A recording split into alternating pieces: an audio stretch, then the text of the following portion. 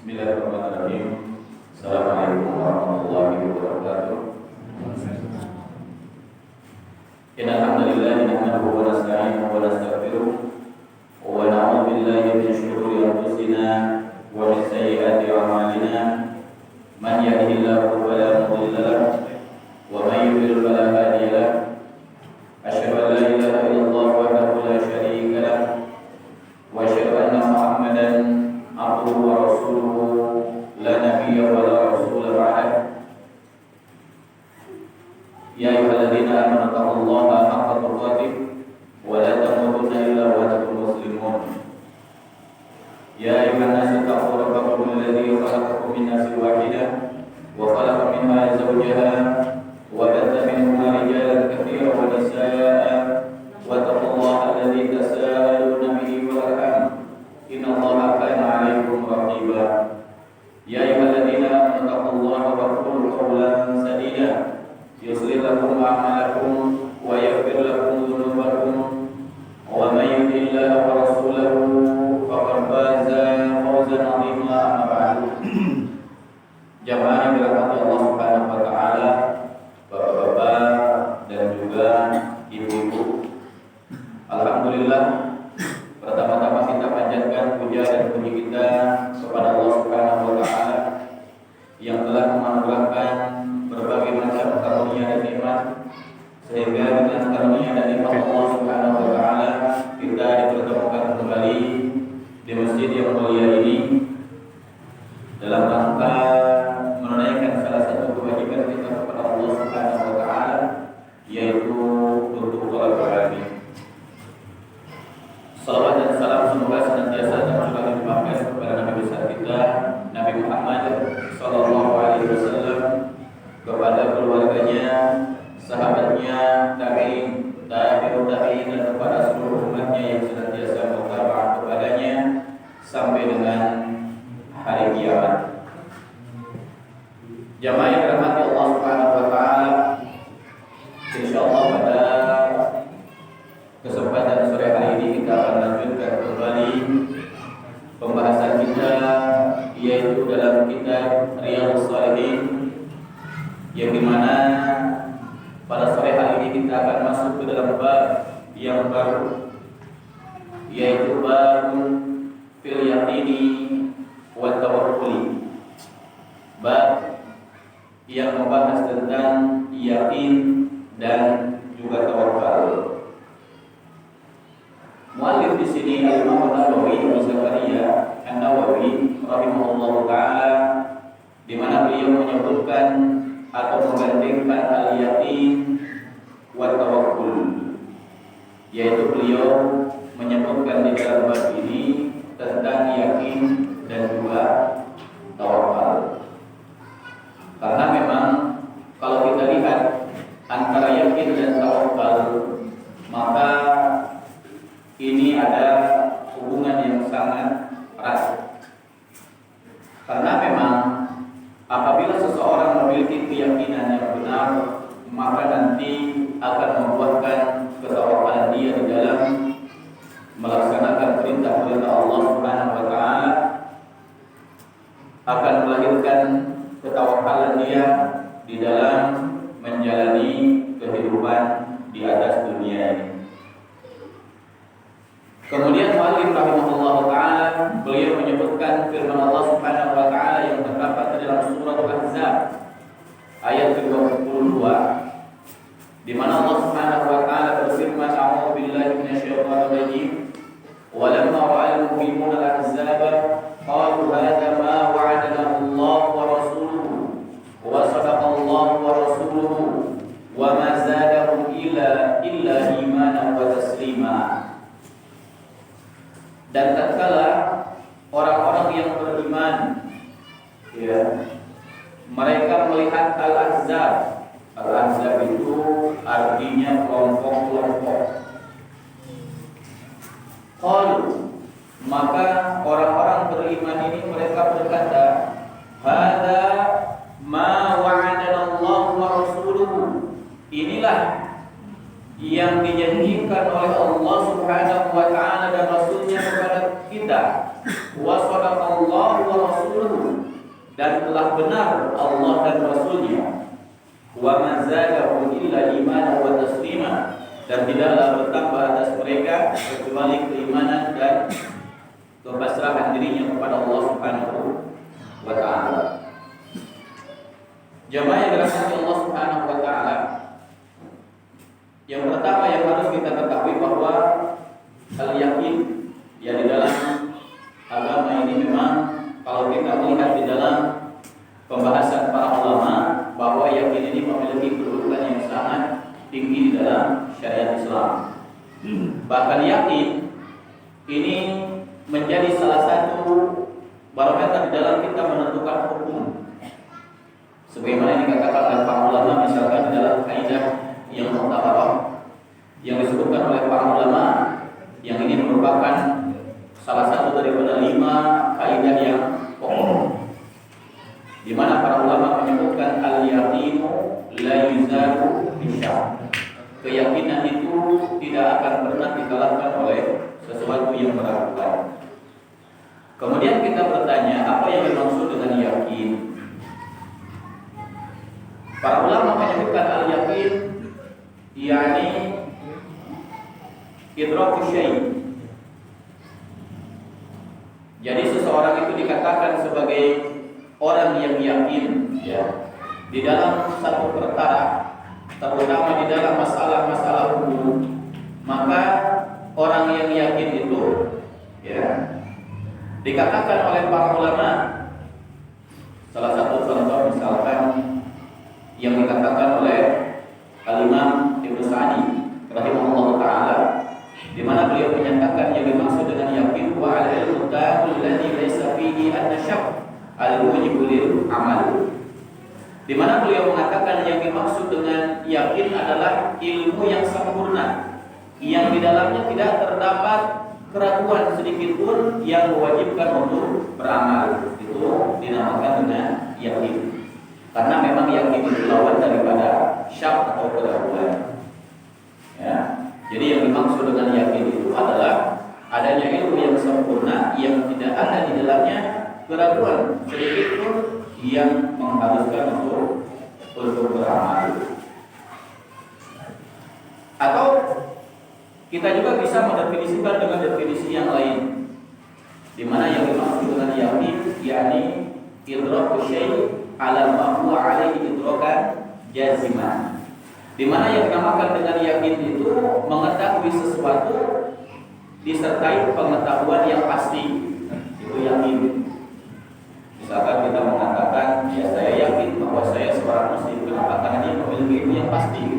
Tidak ada keraguan di dalam dirinya. Seorang mengatakan bahwa adab kubur itu ada, alam kubur itu ada, maka dia yakin. Ya kenapa? Karena dia memiliki ilmu tentang itu, ilmu tentang khabar yang Allah Subhanahu wa taala kabarkan di dalam Al-Qur'anul Karim. Atau seseorang meyakini bahwa apa? Si fulana itu adalah istrinya, yakin. Kenapa bisa yakin? Karena adanya qarinah. Apa qarinahnya? Dia dulu pernah akad nikah dengan istri tersebut dan belum terjadinya fasakh atau pembatalan akad nikah atau yang kita namakan dengan tolak. Berarti dia statusnya sebagai istri dan dia yakin atas hal itu. Maka apabila seseorang sudah yakin terhadap sesuatu, apabila setelahnya ada perkara-perkara yang meragukan, maka perkara yang meragukan ini tidak perlu dianggap. Tidak perlu dianggap. Saya berikan contoh misalkan dalam kaidah fikih. Seseorang sekarang wudu, kemudian dia mau sholat. Kemudian tatkala mau sholat dia tiba-tiba ragu, apakah batal wudunya atau tidak. Nah, maka apa yang harus dia lakukan? Maka kita lihat mana yang yakin, mana yang ragu. Yang yakin adalah dia yakin bahwa dia telah wudu. Tapi yang ragunya mana? Yang ragunya adalah dia ragu apakah wudunya batal atau tidak. Maka dalam posisi seperti ini orang tersebut langsung sholat dan tidak perlu wudu. Kenapa? Karena al-yaqin la yuzalu bisyak. Keyakinan tidak bisa dikalahkan oleh keraguan. Dan ini banyak sekali Bu ya, yang bisa bisa kita praktekkan di dalam hukum-hukum, terutama tentang hukum-hukum fikih. Contoh yang kedua, ini biar lebih memudahkan aja pemahaman gitu ya.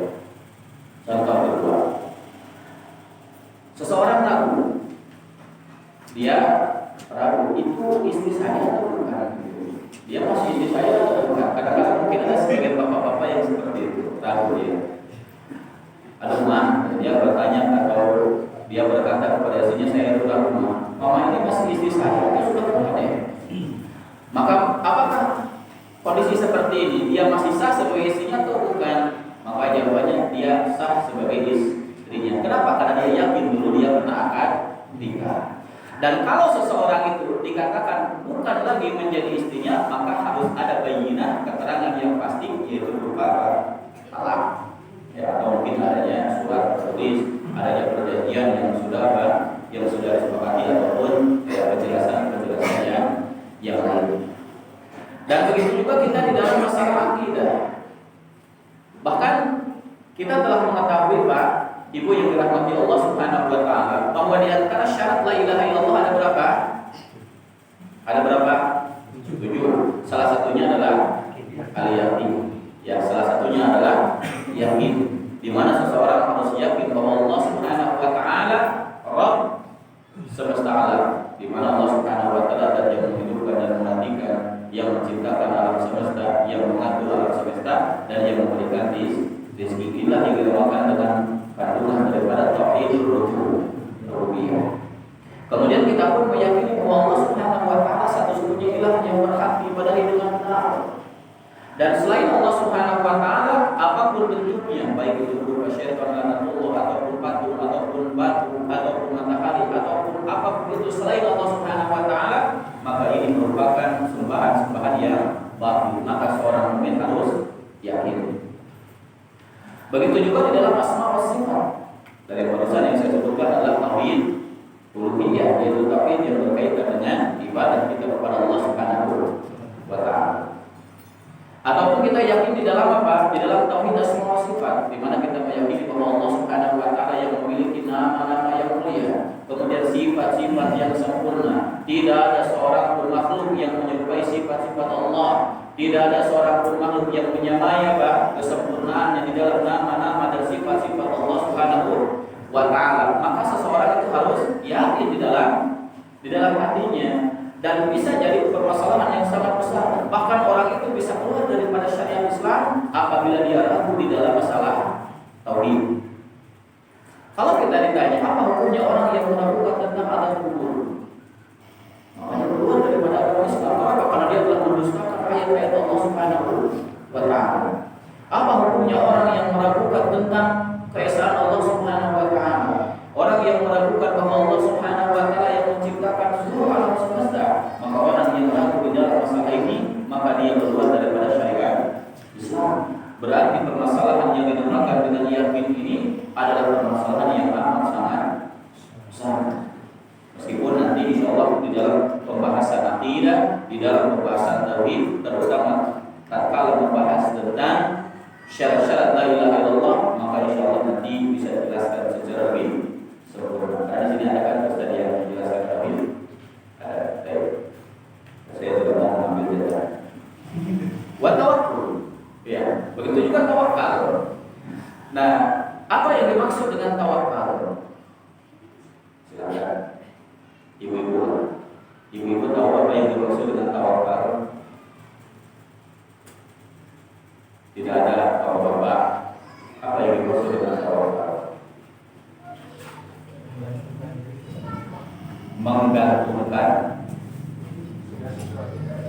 Menggantungkan sesuatu kepada Allah. Baik, ada jawaban yang lain?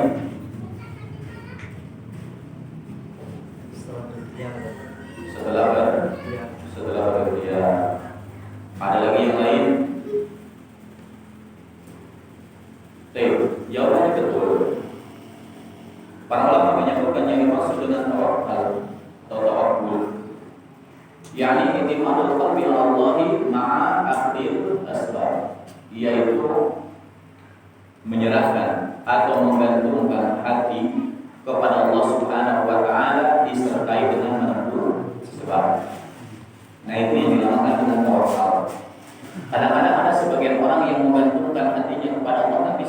tidak ditemui. Maka ini belum dikatakan sebagai orang yang tawakal. Dan seseorang yang dikatakan sebagai orang yang tawakal kepada Allah Subhanahu wa taala, maka harus ada di dalam dirinya dua perkara. Yang pertama, dia yakin, dia benar-benar menyerahkan hatinya kepada Allah Subhanahu wa taala, menggantungkan hatinya kepada Allah Subhanahu wa taala. Kemudian setelah itu dia wajib untuk apa? Untuk menempuh sebab.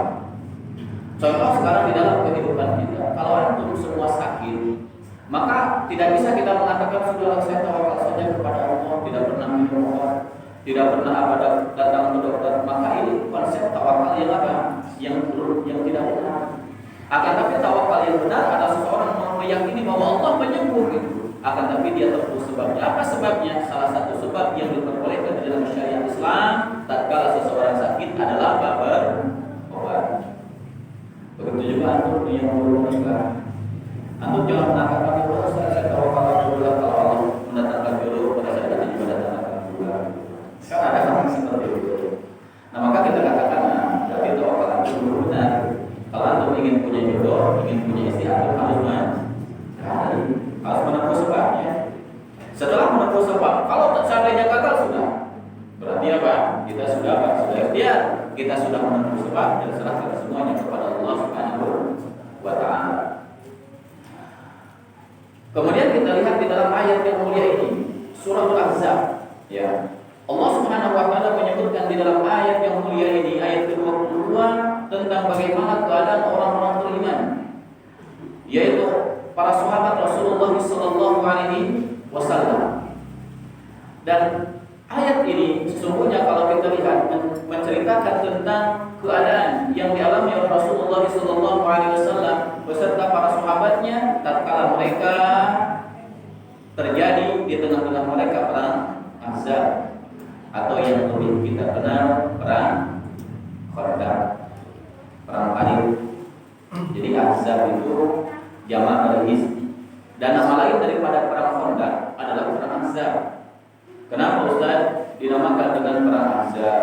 Karena memang orang-orang Yahudi ketika itu mereka bersyarikat dengan orang-orang kafir Quraisy untuk menyerang kota Madinah, terutama orang-orang Yahudi dari Bani Nadir. Ya, Yahudi dari Bani Nadir, karena mereka tidak suka kedatangan Rasulullah SAW di kota Madinah. Setelah tentunya yang pertama, Rasulullah SAW memenangkan di dalam perang Badar, di mana orang-orang musyrikin kalah mereka. Kemudian setelahnya terjadi perang Uhud. Meskipun secara zahir pihak Rasulullah SAW kalah, karena memang ketika itu terbunuhnya setidaknya 30 atau 70 sahabat Rasulullah SAW syahid di Uhud. Akan tetapi ternyata prediksi mereka salah. Ternyata Rasulullah SAW tatkala beliau pulang ke kota Madinah, Rasulullah SAW masih memiliki kekuatan.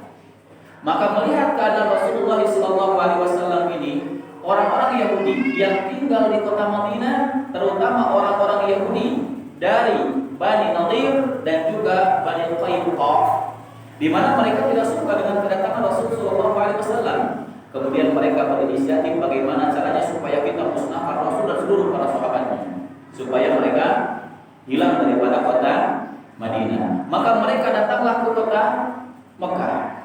Ya, kemudian mereka mengatakan kepada orang-orang Quraisy, wahai orang-orang Quraisy, sesungguhnya Muhammad dan para sahabatnya masih ada di kota Madinah dan mereka masih sampai sekarang mungkin berkelana. Kemudian terjadilah kesepakatan di antara mereka untuk menghancurkan Rasulullah SAW dan seluruh para sahabat yang ada di kota Madinah. Maka berkumpulah ahzab-ahzab ini atau kelompok-kelompok ini, atau mungkin kali ini partai-partai ini dan partai ini bersyarikat bersatu semuanya untuk menghancurkan Rasulullah SAW, dan dikatakan jumlah mereka tidak kurang daripada 10.000. Yang dimana ketika itu Rasulullah SAW dan para sahabat yang tinggal di kota Madinah jumlahnya sedikit.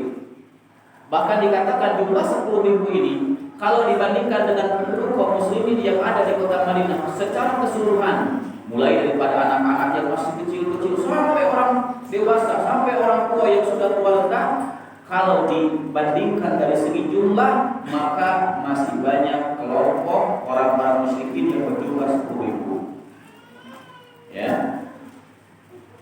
Nah, akan tapi apa yang terjadi? Maka lihat Allah Subhanahu wa taala mengabadikan di dalam surat yang mulia ini, di dalam ayat yang mulia ini, yang dimana kita telah mengetahui bahwa perang Ahzab itu terjadi pada tahun ke berapa? Kelima. Sahih. Dan juga ulama menyebutkan bahwa perang Ahzab atau perang Khandaq ini terjadi di bulan Syawal. Ya, ini terjadi di bulan Syawal. Di mana ketika itu orang-orang musyrikin mereka mengepung kota Madinah. Kemudian Rasulullah SAW menyebutkan hasbunallahu wa ni'mal wakil. Dan ada dua nabi yang menyebutkan kalimat ini. Yang pertama adalah Nabi Ibrahim alaihissalam. Tatkala beliau dilemparkan ke dalam api, Nabi Ibrahim alaihissalam menyebutkan membaca doa hasbunallahu wa ni'mal wakil. Cukuplah Allah Subhanahu wa taala yang menjadi penolong. Maka Nabi Ibrahim alaihissalam diselamatkan oleh Allah Subhanahu wa taala daripada panasnya api. Kemudian Rasulullah SAW pun beliau membaca ini. Tatkala Rasulullah SAW dan para sahabatnya mendengar bahwa orang-orang musyrikin bersama sekutunya daripada orang-orang Yahudi yang tinggal di kota Madinah, mereka telah membuat persekutuan untuk menyerang kaum muslimin, maka Rasulullah SAW membaca doa hasbunallahu wa ni'mal wakil. Dan ini pun sunnah, Bapak yang dirahmati Allah Subhanahu wa taala, di mana di dalam riwayat disebutkan oleh Rasulullah SAW, apabila kalian berada di dalam perkara yang besar atau perkara yang sangat mengkhawatirkan, faqulu hasbunallahu wa ni'mal wakil. Atau kalau seorang tatkala dia sendiri, dia mengatakan hasbiyallahu wa ni'mal wakil. Sampai di situ. Dan ini dicontohkan oleh Rasulullah SAW. Maka apakah dengan banyaknya jumlah ini menjadikan orang-orang muslimin yang ada di kota Madinah ketika itu mereka ketakutan? Maka Allah Subhanahu wa taala menyebutkan bagaimana keadaan mereka. Tatkala orang-orang mukminin, orang-orang yang beriman, mereka melihat Ahzab, pasukan Ahzab ini, qalu, justru orang-orang beriman mereka mengatakan hadza ma wa'adallahu wa rasuluh. Inilah apa yang dijanjikan oleh Allah dan Rasul-Nya. Jadi bukan takut.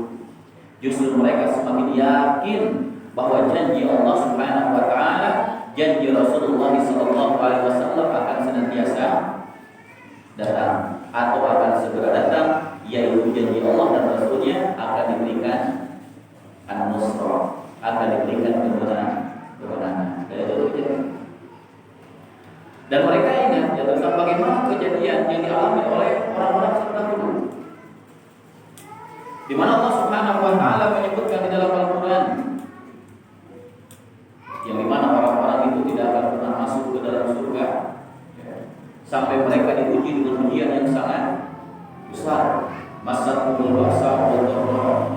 Di antara mereka ada yang diuji dengan kesulitan, ada yang diuji dengan kesusahan. Bahkan ada sebagian daripada mereka orang-orang terdahulu sebelum Rasulullah SAW, ada di antara mereka yang sampai tatkala mereka mempertahankan keimanan mereka kepada Allah Subhanahu wa taala sampai-sampai dia dibelah dengan berbagai. Tapi mereka senantiasa sabar, mereka senantiasa tawakal kepada Allah Subhanahu wa taala karena mereka yakin bahwa kemenangan akan segera datang. Dan ini pun yang dirasakan oleh orang-orang beriman ketika itu, para sahabat Rasulullah SAW, di mana para sahabat yakin tatkala orang-orang musyrikin mereka mengepung kota Madinah, justru keyakinan mereka kepada Allah Subhanahu wa taala, keyakinan mereka kepada janji Rasulullah SAW akan senantiasa datang, akan semakin dekat. Karena memang ada kejadian yang ini senantiasa diyakini oleh seluruh para sahabat ketika itu, di mana tatkala para sahabat dan Rasulullah SAW mereka menggali parit dengan tujuan supaya orang-orang musyrikin tatkala mau masuk ke kota Madinah mereka tidak bisa. Dan paling ini amat sangat besar. Mungkin kalau hari ini ya lebih daripada 10 meter lebarnya. Jadi parit yang sangat lebar sehingga kuda balap kalau loncat dia tidak akan sampai. Jadi nanti sehingga untuk orang-orang musyrikin kalau mereka mau menyerang jadi hanya bisa menyerang melalui belakang parit itu dengan tombak atau dengan panah. Jadi tidak bisa langsung berhadapan.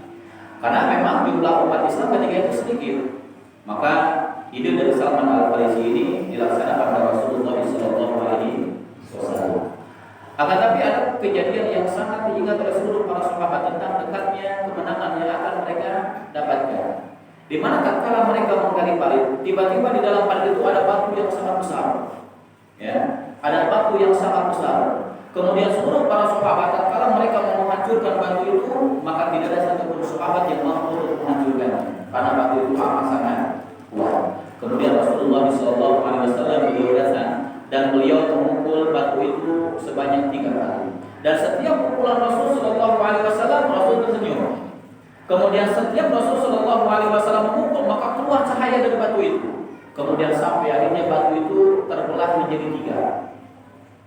Kemudian Rasulullah SAW bersabda kepada seluruh para sahabat yang hadir ketika itu, di mana Rasulullah SAW bersabda, adapun pukulan yang pertama, maka Allah telah memberikan kabar kepadaku negeri Syam Romawi akan ditaklukkan hukuman. Adapun pukulan yang kedua, maka Allah telah memberikan kabar gembira kepadaku bahwa Persia atau Paris akan ditaklukkan untukku. Kemudian pukulan yang ketiga kata Rasulullah SAW, maka Allah telah memberikan kabar gembira kepadaku bahwa Yaman akan ditaklukkan untukku. Dan ini semuanya terjadi. Bahkan waktunya amat sangat berdekatan. Dan jadi Rasulullah SAW ini diyakini oleh seluruh para sahabat. Maka mereka tatkala dikepung oleh jumlah yang sangat banyak oleh orang-orang musyrikin, maka tidak ada sedikit pun di dalam hati-hati mereka ketakutan. Karena mereka yakin bahwa mereka akan mendapatkan kemenangan, dan itu terjadi. Ya, itu terjadi. Berbulan-bulan orang-orang musyrikin mengepung kota Madinah, tapi mereka sama sekali tidak dapat menembus kota Madinah sampai akhirnya Allah Subhanahu wa taala mengirim angin kepada mereka, angin yang besar sehingga angin tersebut meluluhlantahkan tenda-tenda mereka, memadamkan api-api mereka, dan debu-debu berterbangan sampai akhirnya mereka tidak sanggup lagi bertahan dan mereka kembali ke kota Makkah Al-Mukarramah. Dan setelah itu Allah Subhanahu wa taala memberikan kemenangan kepada Rasulullah SAW. Dan di dalam sejarah setelah perang Ahzab atau setelah perang Khandaq tidak ada lagi terjadi peperangan antara Rasul dan orang-orang musyrikin Quraisy. Setelah itu yang ada adalah perjanjian yang dimana ketika itu satu persatu orang-orang musyrikin Quraisy masuk ke dalam agama Islam. Khalid bin Walid masuk ke dalam agama Islam, Amr bin As masuk ke dalam agama Islam. Kemudian ketika terjadinya Fathu Makkah, orang-orang Makkah masuk ke dalam agama Islam. Bahkan dikatakan di dalam riwayat tidak kurang daripada 2.000 penduduk Makkah dalam satu hari tatkala terjadinya Fathu Makkah mereka masuk ke dalam agama Islam. Dan ini diyakini oleh para sahabat Rasulullah SAW sama sekali tidak menggentarkan nyali dan mental mereka. Dan terjadi. Kita lihat negeri Yaman sekarang sudah menjadi negeri kaum muslimin. Begitu juga Syam atau kerajaan Romawi ketika itu, yang dimana Romawi mereka menguasai negeri Syam. Di mana negeri Syam kita telah mengetahui bahwa negeri Syam itu hari ini sudah terbagi ke dalam empat negara. Yang pertama adalah Palestina, kemudian Suriah, kemudian Lebanon, kemudian Yordania. Semuanya sekarang sudah menjadi negeri kaum muslimin. Kemudian Persia pun sudah takluk dan sekarang menjadi negeri kaum muslimin. Ya, Iran, kemudian sebagian dari India ke sana, kemudian Afghanistan dan seterusnya. Itu Persia dulu. Dan ini ditaklukkan ketika zaman kekhilafahan Umar bin Khattab radhiyallahu taala anhu. Jadi seorang muslim itu harus memiliki keyakinan dengan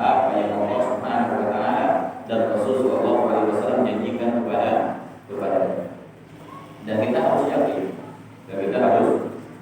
Sebagaimana kita hari ini, di mana kita harus meyakini bahwa umat Islam nanti di akhir zaman akan diberikan jaya oleh Allah Subhanahu wa taala. Dan itu janji dari Allah Subhanahu wa taala sebagaimana yang disebutkan dalam hadis Rasulullah sallallahu alaihi wasallam. Dan setiap orang-orang yang beriman harus memiliki keyakinan atas hal itu. Nah, begitu juga kita harus memiliki keyakinan bahwa setiap ujian yang Allah Subhanahu wa taala berikan kepada siapapun di antara kita, maka ingat setelah ujian, maka Allah Subhanahu wa taala akan berikan kepada mereka kemudahan atau jalan keluar. Karena tidak mungkin setiap manusia atau ada seorang manusia yang selama hidupnya senantiasa diuji oleh Allah Subhanahu wa taala, tapi dia tidak pernah diberikan kenikmatan sedikit pun oleh Allah Subhanahu wa taala. Dan apabila seorang mukmin mereka memiliki keyakinan di dalam hatinya, maka insya Allah tidak ada seorang mukmin yang mereka dalam hidupnya senantiasa mengeluh kepada Allah Subhanahu wa taala. Kalau hari ini kita diberikan ujian oleh Allah Subhanahu wa taala, kesulitan, kesusahan, berbagai macam ujian, maka ingat di hari kemudian Allah Subhanahu wa taala akan berikan kemenangan. Kalau seandainya hari ini umat Islam subhanallah ditindas di sana di sini, umat Islam itu dijadikan sebagai apa? Bahan permainan orang-orang di luar Islam, maka kita harus yakin di kemudian hari Allah Subhanahu wa taala akan berikan kemenangan. Dan itu sunnatullah. Allah Subhanahu wa taala menyebutkan di dalam Al-Qur'an, wa tilkal ayyamu nudawiluha bainan nas. Dan hari-hari itu Allah Subhanahu wa taala berikan silih berganti di antara manusia. Hari ini mungkin di atas, besok jadi bawah, semua ada gitu. Ya. Makanya orang yang hari ini diberikan oleh Allah Subhanahu wa taala berbagai macam ujian, jangan bersedih, ingat di kemudian hari Allah akan berikan kebahagiaan. Dan orang yang Allah Subhanahu wa taala berikan kebahagiaan hari ini, jangan sombong. Ingat, pada kali di kemudian hari Allah Subhanahu wa taala akan berikan kepada ujian, akan berikan kepada berbagai macam ujian, sehingga kebahagiaan yang kita sombongkan hari ini sama sekali nanti tidak akan memberikan manfaat di kemudian hari. Dan kalau Allah Subhanahu wa taala berikan kepada kita berbagai macam ujian. Kemudian seorang mukmin, bagaimana kalau memang ditakdirkan oleh Allah Subhanahu wa taala selama dia hidup di atas dunia ini senantiasa diuji oleh Allah Subhanahu wa taala dengan berbagai macam ujian. Dan subhanallah sampai meninggal dia dalam keadaan demikian. Ada sebagian orang yang dikatakan sebagai ahli bala, selama hidup diuji saja. Baru beres dari ujian ini, ada lagi ujian selanjutnya, ada lagi ujian selanjutnya, dan seterusnya sampai dia meninggal. Maka orang tersebut jangan sekali-kali mengeluh, jangan sekali-kali bersedih. Kita harus yakin bahwa ingat di balik ujian itu, barangkali itu merupakan jalan Allah Subhanahu wa taala untuk menghapuskan dosa-dosa kita, sehingga tatkala kita berjumpa dengan Allah Subhanahu wa taala dalam keadaan dosa kita telah diampuni seluruhnya oleh Allah Subhanahu wa taala.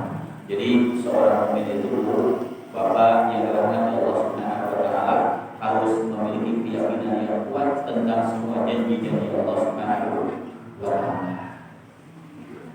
Innallaha la yukhliful mi'ad. Sesungguhnya Allah Subhanahu wa taala sekali-kali tidak akan pernah menyelisihi janjinya. Tatkala seseorang itu mampu melaksanakan berbagai macam perintah-perintah Allah Subhanahu wa taala, maka dia harus yakin bahwa Allah akan memberikan apa yang telah Allah Subhanahu wa taala janjikan kepadanya. Dan ini pun kita harus praktikkan di dalam berbagai macam ibadah. Contoh, kalau kita ibu-ibu dan bapak-bapak sedang sholat, kita harus yakin bahwa sholat kita itu diterima oleh Allah Subhanahu wa taala. Tidak boleh kita mengatakan gimana ya sholat kita diterima atau tidak. Tidak boleh. Kenapa demikian? Karena Rasulullah SAW menyebutkan dalam hadis qudsi, "Ana yadhni abdi." Aku, kata Allah Subhanahu wa taala, sesuai dengan prasangka hamba-Ku. Kalau seseorang tatkala ibadah dia prasangkanya buruk kepada Allah Subhanahu wa taala, maka itulah yang akan dia dapatkan. Maka kita harus apa? Harus yakin di dalam apa? Di dalam ibadah bahwa insyaallah ibadah kita diterima oleh Allah Subhanahu wa taala. Begitu juga kita di dalam berdoa. Ya. Di dalam berdoa atau di dalam kita meminta ampunan. Jangan di antara kita mengatakan Allahumma ighfirli in syi'ta. Ya Allah, ampunilah aku jika Engkau berkehendak, tidak boleh. Akan tapi dia cukup mengatakan ya Allah, ampuni aku. Ini masih apa? Supaya orang itu yakin bahwa dia akan diampuni oleh Allah Subhanahu wa taala. Tatkala kita berdoa, meminta kepada Allah Subhanahu wa taala, beristighfar kepada Allah Subhanahu wa taala, ya Allah ampunilah diriku, maka kita yakin di dalam diri kita bahwa Allah pasti akan mengampuni kita. Dan itu juga di dalam meminta, di dalam doa kebutuhan kita atau doa ya aja. Seorang meminta, ya Allah berikanlah kepada saya kemudahan dalam rezeki, ya Allah berikanlah kepada saya misalkan di dalam apa? Ya di dalam usaha, kemudian di dalam menjalani kehidupan, di dalam rumah tangga dan yang lainnya. Kita meminta kepada Allah Subhanahu wa taala, maka wajib atas kita yakin bahwa seluruh doa kita pasti akan dijawab oleh Allah Subhanahu wa taala. Tidak boleh pesimis. Karena ada sebagian daripada manusia yang dia itu sampai-sampai dia tidak mau berdoa lagi kepada Allah. Dia mengatakan, saya itu sudah capek hanya berdoa dari dulu. Saya itu telah berdoa berkali-kali, tapi kayaknya belum ada yang dijawab. Maka jawabannya Bapak Ibu yang dirahmati Allah Subhanahu wa taala, selama doa kita terpenuhi syarat dan rukunnya, selama terhindar daripada penghalang-penghalang dijawabnya doa, maka pasti Allah akan menjawab doa kita. Akan tapi bagaimana cara menjawab Allah? Maka Allah yang paling berhak, maka Allah Subhanahu wa taala yang paling mengetahui. Dan seorang mukmin tatkala Allah Subhanahu wa taala menjawab doanya, maka tidak akan lepas daripada tiga perkara. Imma an yu'ajjilahu fid dunya, Allah langsung ijabah. Bapak di sini ada yang berdoa kepada Allah Subhanahu wa taala, ya Allah berikanlah hidayah kepada istri saya supaya saya bisa nikah lagi. Allah langsung ijabahkan, tiba-tiba besoknya kasih doa lagi. Mungkin ada yang seperti itu. Atau orang ada yang berdoa kepada Allah Subhanahu wa taala, ya Allah berikanlah kepada saya harta yang banyak. Tiba-tiba Allah berikan, tidak lama setelah itu Allah berikan, Allah ijabahkan itu. Itu cara yang pertama. Atau cara yang kedua, imam Allah Subhanahu wa taala menyimpan doa tersebut dan akan Allah berikan nanti di akhirat, dan ini jauh lebih baik. Seseorang berdoa kepada Allah Subhanahu wa taala tapi di dunia tidak diberikan, maka ingat Allah Subhanahu wa taala simpan doa tersebut dan nanti akan diberikan kepada kita tatkala kita di mana? Di akhirat, dan ini yang jauh lebih baik. Akan tetapi kadang-kadang kita tidak sadar. Kadang-kadang prinsip kita ya tatkala kita diberikan apa yang kita inginkan, baru kita mengatakan, oh iya berarti doa saya diijabah. Atau bentuk yang ketiga, Allah Subhanahu wa taala memalingkan dari diri kita keburukan. Itu pun bisa jadi daripada bentuk dijabahnya doa kita oleh Allah Subhanahu wa taala. Salah satu contoh misalkan di sini ada bapak-bapak yang berdoa kepada Allah Subhanahu wa taala, ya Allah berikanlah kepada saya uang 1 miliar. Doa di waktu malam, berdoa dia ketika sujud, tapi Allah tidak berikan. Uang itu Allah berikan, tapi Allah Subhanahu wa taala palingkan dirinya daripada keburukan. Dia lagi berjalan mungkin di tengah jalan atau di pinggir jalan, tiba-tiba dari belakang ada mobil besar gitu. Hampir saja kalau dia tidak melangkah ke sebelah kiri gitu, dia sudah terlindas di tersebut. Jadi jaraknya hanya beberapa senti. Maka barangkali itu merupakan salah satu bentuk ijabah daripada doa kita. Karena Allah Subhanahu wa taala pada yang paling mengetahui tentang kebutuhan kita. Jadi kaidahnya seperti ini. Kebutuhan kita pasti Allah berikan, tapi keinginan kita belum tentu Allah berikan. Karena sesuatu yang menjadi kebutuhan kita itu perkara yang jauh lebih penting dibanding dengan keinginan. Coba sekarang kalau menurut pandangan kita, orang itu diberikan oleh Allah uang 1 miliar, tiba-tiba terlindas terus. Gunanya apa? Gak bermanfaat kan dia? Ya gak bermanfaat. Karena Allah Subhanahu wa taala pasti akan memberikan kepada kita perkara yang memang dibutuhkan oleh diri kita, baik dalam kemaslahatan dunia ataupun di dalam kemaslahatan akhirat. Nah, maka kewajiban kita seorang mukmin, maka kita harus senantiasa yakin atas apa yang Allah Subhanahu wa taala janjikan. Atas apa yang Allah Subhanahu wa taala janjikan, baik dalam perkara-perkara dunia, baik dalam perkara-perkara akhirat. Contoh misalkan Allah Subhanahu wa taala Rasulullah sallallahu alaihi wasallam beliau menjanjikan tentang orang-orang yang suka bersedekah. Di mana Rasulullah sallallahu alaihi wasallam menyebutkan mana qasar sedekah min mali, tidak pernah berkurang harta bagi orang yang suka bersedekah. Nah kemudian terkadang kita untuk hitungan manusia kita tidak mau untuk bersedekah untuk berinfak karena takut maka kita berkurang. Padahal Rasul menyebutkan tidak akan pernah berkurang. Nah makanya yang terjadi kita hari ini kebanyakan daripada kita pasti di dalam apa? Di dalam bersedekah kenapa? Karena takut hartanya berkurang. Padahal Rasulullah SAW menyebutkan sedekah tidak akan sekali-kali mengurangi harta. Ya. Jadi yang benar yang mana? Dan tidak ada di dalam sejarah orang yang bersedekah, orang yang berinfak kemudian Allah Subhanahu wa taala jadikan dia miskin. Tidak ada di dalam sejarah. Akan tapi Allah Subhanahu wa taala akan tambahkan, bahkan Allah Subhanahu wa taala akan memberkahi di dalam rezeki dia, di dalam kehidupan dia sehari-hari. Kemudian mu'allif rahimahullah ta'ala beliau juga menyebutkan di dalam ayat yang lain, ya meskipun ini ayatnya sangat banyak.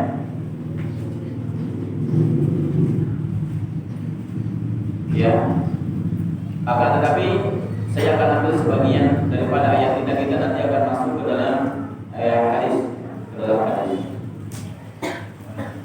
di mana Allah Subhanahu wa taala menyebutkan misalkan di dalam surah Ali Imran ya, ayat 159 di mana Allah Subhanahu wa taala menyebutkan fa idza azamta fatawakkal Allah, apabila engkau telah bertekad maka bertawakkallah kepada Allah Subhanahu wa taala.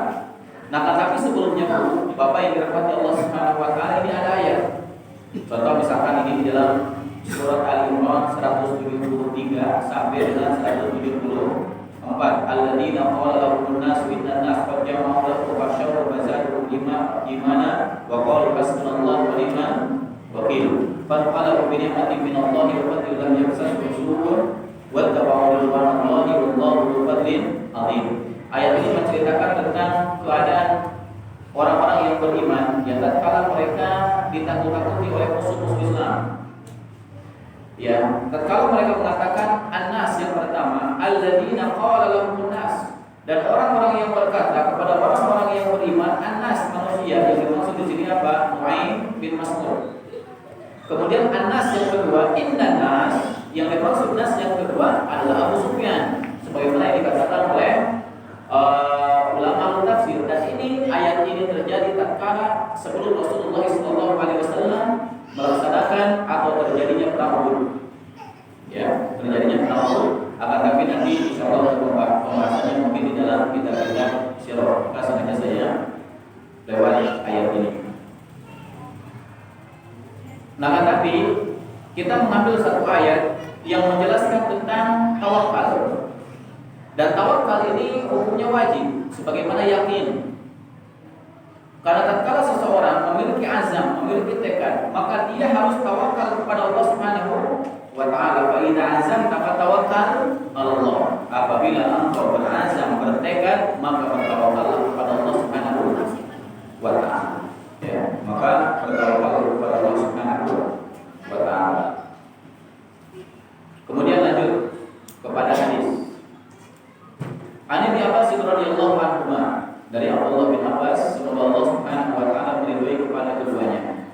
Qala, beliau berkata, qala Rasulullah sallallahu alaihi wasallam. Rasul sallallahu alaihi wasallam telah bersabda, "Uridat alayya al-umam," telah diperlihatkan kepada umat-umat terdahulu. Wa ra'aitu nabiyya wa ma'ahu khair, dan saya melihat seorang nabi di belakangnya diikuti oleh sekelompok kecil manusia, kurang daripada 20 orang.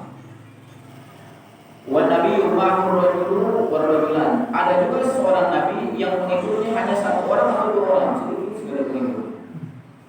Wa nabiyyu laisa ma'ahu, dan ada juga seorang nabi yang dia tidak memiliki pengikut sama sekali.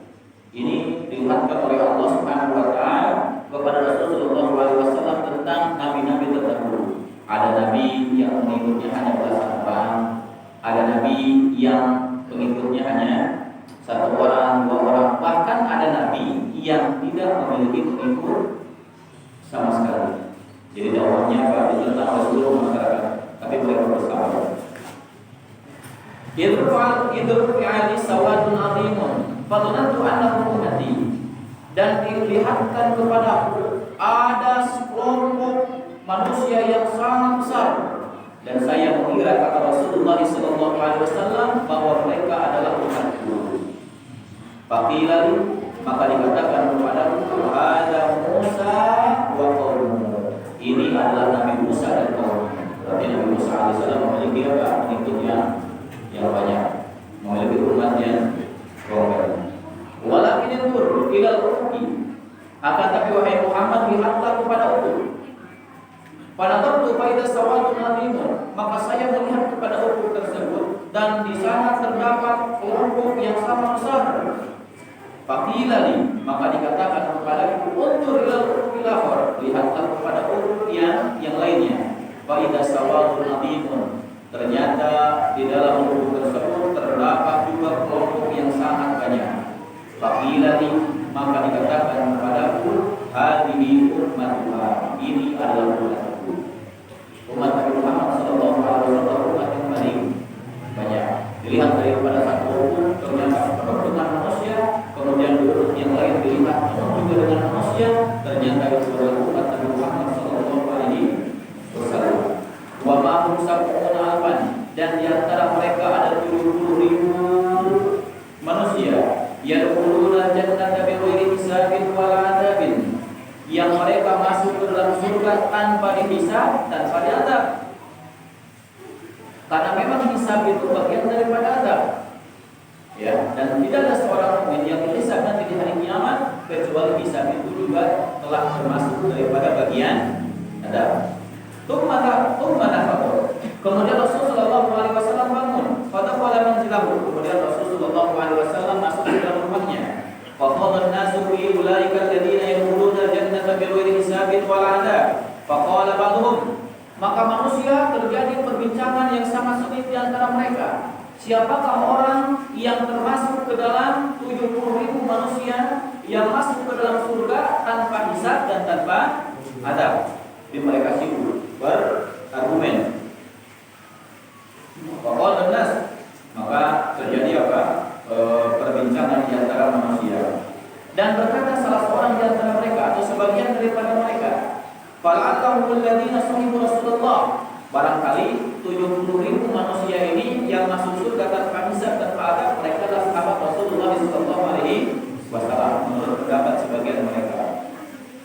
Wa qala ba'dhum, dan berkata sebagian daripada mereka, fala'allahum alladziina wulidu fil Islam falam yusyriku billahi syai'a, barangkali mereka itu adalah orang-orang yang dilahirkan dalam keadaan Islam dan mereka tidak pernah syirik kepada Allah Subhanahu wa taala. Jadi orang Islam, jadi orang yang dari awal sampai akhir dalam keadaan Islam. Wa dzakaru asya, dan yang lainnya pun menyebutkan tentang pendapat mereka masing-masing. Fa kharaja alaihim Rasulullah sallallahu alaihi wasallam. Maka Rasulullah sallallahu alaihi wasallam keluar lagi kepada mereka. Faqala, seraya bersabda, mal ladzi taquluna fi, apa yang menyebabkan terjadinya keributan di antara mereka, di antara kalian. Faqalu, faqala, maka mereka menghabarkan apa yang terjadi.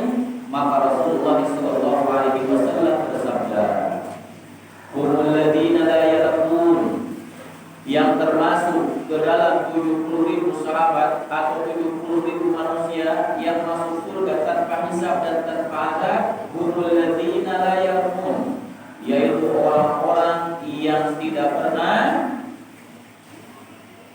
ruqyah. Ya, ruqyah maksudnya adalah apa? Yang ruqyah dirinya. Wala yastaqun, dan mereka tidak pernah meminta untuk diruqyah kepada orang lain. Wala yatatayyarun, dan mereka tidak pernah tatayyur. Tatayyur itu artinya menganggap sial. Wa ala rabbihim yatawakkalun, dan mereka tawakal kepada Tuhan mereka.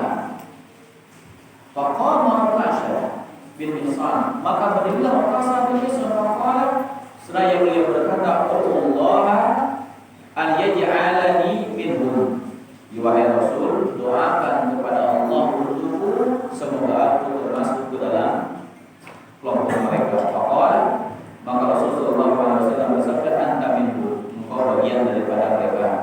Tsumma qama rajulun akhar, kemudian berdiri lagi laki-laki yang lain faqala, seraya berkata, "Allah an yaj'alani minhum." Wahai Rasul, doakan kepada Allah supaya saya termasuk bagian daripada mereka. Faqala, maka Rasulullah SAW bersabda, "Sabaqaka biha Uqasah." Maka telah mendahuluimu Uqasah bin Mihsan. Hadisnya sahih diriwayatkan oleh Imam Al-Bukhari dan Imam Muslim. Jemaah yang dirahmati Allah Subhanahu wa taala, Al-Imam An-Nawawi rahimahullah taala menyebutkan hadis ini ke dalam bab yakin dan tawakal. Di mana dalam hadis ini inti sesungguhnya daripada pembahasan menyebutkan tentang kelompok manusia yang nanti di hari kiamat akan masuk ke dalam surga Allah Subhanahu wa taala tanpa hisab dan tanpa ada 70.000 manusia. Apa kriterianya? Humul ladzina la yarqun. Mereka adalah orang-orang yang tidak pernah ruqyah dirinya. Meskipun di dalam riwayat yang lain Rasulullah SAW menyebutkan humul ladzina la yaqtawun. Mereka adalah orang-orang yang tidak pernah iktiwa. Iktiwa artinya pengobatan dengan menggunakan besi panas. Ya dalam riwayat yang lain. Akan tapi di dalam riwayat ini disebutkan la yarqun. Mereka adalah orang-orang yang tidak pernah ruqyah. Wala yastarqun, atau mereka adalah orang-orang yang tidak pernah memintakan diruqyah oleh orang lain. Wala yatatayyarun, dan mereka tidak pernah tatayyur. Tatayyur itu artinya menganggap sial. Wa ala rabbihim yatawakkalun, dan mereka tawakal kepada Rabb mereka. Di mana Rasulullah SAW menyebutkan tentang kriteria orang-orang yang akan masuk surga tanpa hisab dan tanpa adab. Itu ada 4 kriteria yang disebutkan dalam hadis ini. Yang pertama adalah mereka yang tidak pernah meruqyah. Kemudian orang yang tidak pernah meminta diruqyah. Kemudian orang yang tidak pernah menganggap sial. Dan orang yang senantiasa tawakal hanya kepada Allah Subhanahu wa taala. Yang hanya bertawakal kepada Allah Subhanahu wa taala. Akan tetapi jamaah yang dirahmati Allah Subhanahu wa taala, bukan berarti seseorang meruqyah dirinya atau meminta diruqyah kepada orang lain, ya, bukan berarti ini merupakan perkara yang dilarang. Akan tapi afdal, lebih utama bagi orang apabila diuji oleh Allah Subhanahu wa taala tidak meminta ruqyah kepada orang lain atau tidak meruqyah. Akan tapi cukup bagi dia sabar atas musibah yang Allah Subhanahu wa taala ujikan kepada dirinya, sehingga dengan kesabaran tersebut dia akan masuk ke dalam surga. Sebagai contoh, di zaman Rasulullah SAW ada seorang wanita yang datang kepada beliau, yang dimana orang ini, perempuan ini meminta kepada Rasulullah SAW supaya dia didoakan kepada Allah karena dia memiliki penyakit. Apa penyakitnya? Dia memiliki penyakit ayan. Tahu penyakit ayan kan? Sakalor. Kalau ini juga. Jadi perempuan ini tiba-tiba kemudian dia meminta didoakan kepada Rasulullah SAW untuk ya didoakan supaya penyakitnya sembuh. Kemudian Rasulullah SAW diberikan 2 pilihan. Yang pertama, Rasulullah SAW akan mendoakan wanita tersebut, kemudian dia akan sembuh seperti manusia normal lainnya. Atau opsi yang kedua, di mana Rasulullah SAW tidak mendoakan perempuan itu, tapi perempuan itu sabar, maka kesabaran ini akan membuatkan dia akan menjadi penghuni surga. Jadi kata Rasulullah SAW, seandainya mau sabar, maka tempatnya nanti di surga. Maka apa yang dikatakan oleh perempuan itu? Wahai Rasulullah, sesungguhnya saya memiliki kedua. Saya tetap sabar, akan tapi mohonkan kepada Allah Subhanahu wa taala supaya tatkala penyakit itu kambuh, supaya Allah Subhanahu wa taala menjaga auratku.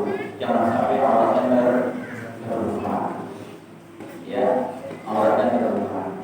Dan ini juga Pak, Ibu yang dirahmati Allah Subhanahu wa taala yang dijelaskan oleh para ulama.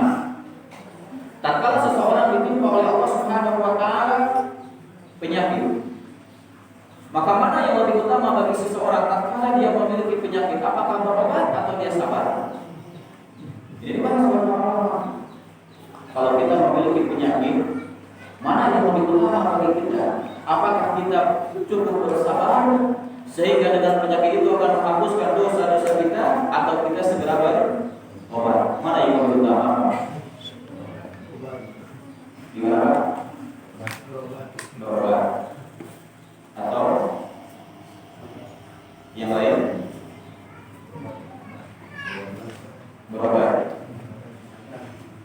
Ikhtalafa ulama, terjadi perbedaan di kalangan para ulama al-qaulain menjadi dua pendapat.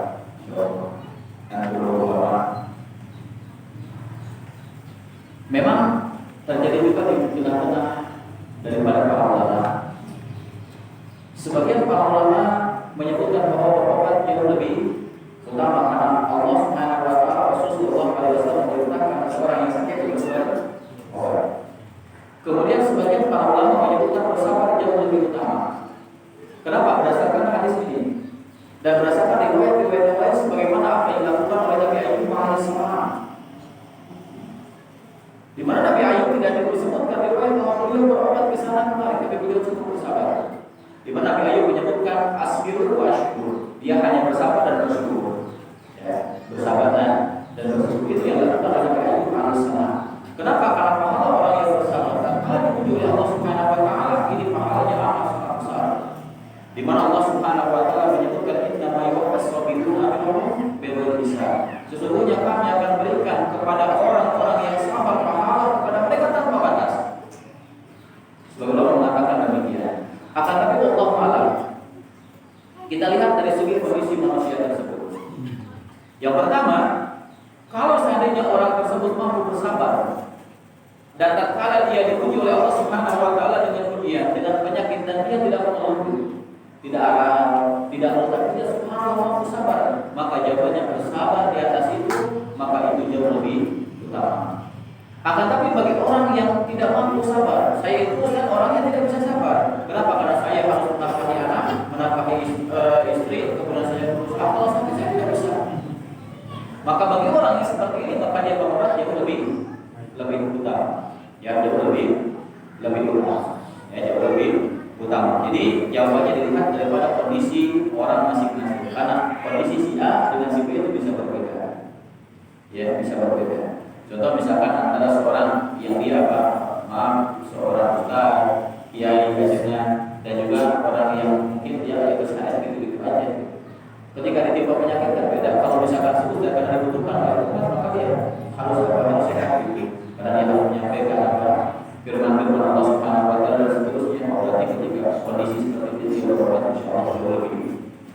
Akan tapi kalau orang tidak melakukan dibutuhkan oleh yang lain, kemudian dia mau bersabar, maka dengan bersabar ini jauh lebih Allah Ta'ala insyaallah kita harus melakukan pembahasan ini pada pertemuan yang akan datang karena kita perlu mengikuti sebelum mengikuti sekarang ada pun sisanya maka kita gunakan untuk sesi tanya jawab. Silakan pada kali bapak dulu. Ada sini insyaallah kita akan lanjutkan kembali ke pertemuan insyaallah.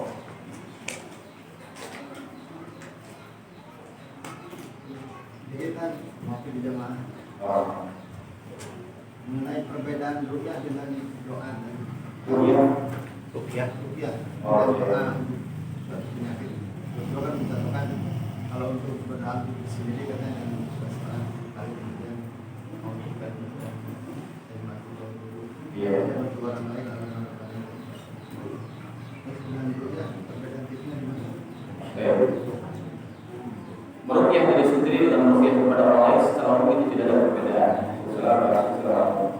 Nah, tapi yang perlu kita perhatikan yang pertama bahwa seseorang merukyah dirinya itu jauh lebih baik. Ya jauh lebih baik. Apalagi kalau kita melihat di dalam riwayat yang tadi bahwa apa? Ya ketika riwayat yang lain misalkan Rasulullah SAW menyebutkan yang pertama adzina la yaqra'un. Jadi orang yang tidak pernah menggunakan pengobatan dengan besi panas. Kemudian yang kedua Rasulullah SAW menyebutkan adalah mereka orang-orang yang tidak pernah menghindari rukyah.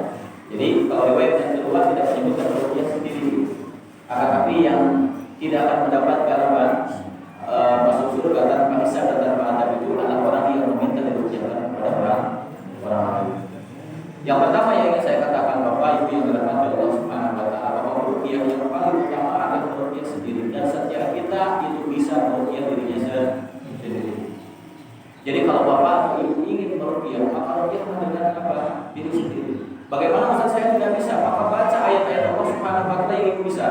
Maka insya Allah secara umum ya berdasarkan kita lihat. Misalkan firman Allah Subhanahu wa taala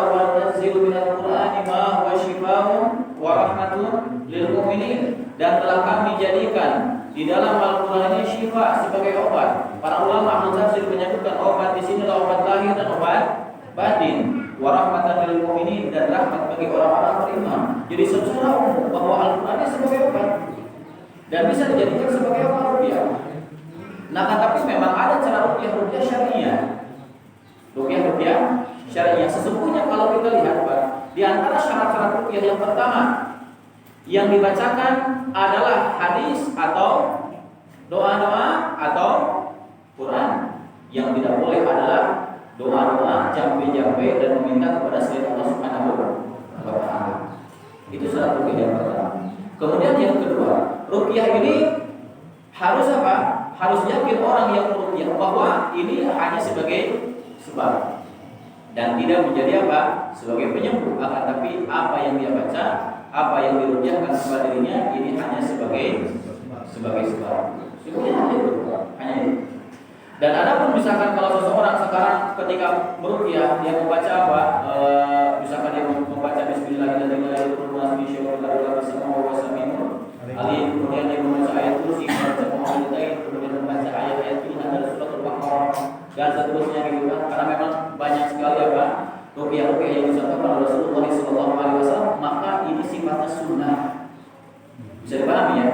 Ini hanya apa? Ini sifatnya sunnah. Bukan berarti kalau dia membaca yang lain tidak boleh. Karena kita ambil daripada apa? Secara keumuman daripada firman Allah Subhanahu wa taala. Akan tapi memang ada ayat-ayat khusus yang biasa digunakan oleh Rasulullah SAW dan para sahabatnya tatkala mereka meruqyah. Tatkala meruqyah. Nah, dan kita lihat di dalam penjelasan para ulama, meruqyah seseorang dalam meruqyahkan dirinya untuk orang lain, maka secara kaifiah itu tidak ada perbedaan. Yang tidak ada perbedaan. Jadi boleh kita bacakan langsung kepada orangnya secara kaifiah, atau seseorang itu membacakan kepada air yang diminum boleh. Insyaallah. Itu pun apa? Itu pun boleh dengan ketentuan yang ada. Akan tapi dari segi bacaan maka ini sifat luas, maka kita bisa untuk merujuk pada ya bagaimana kata Rasulullah SAW di dalam meruqyah. Dan ini memang ada salah satu karya para ulama banyak sekali tentang ruqyah syar'iyyah dan kita bisa merujuk ke dalam buku tersebut. Allah tidak lagi cukup ibu-ibu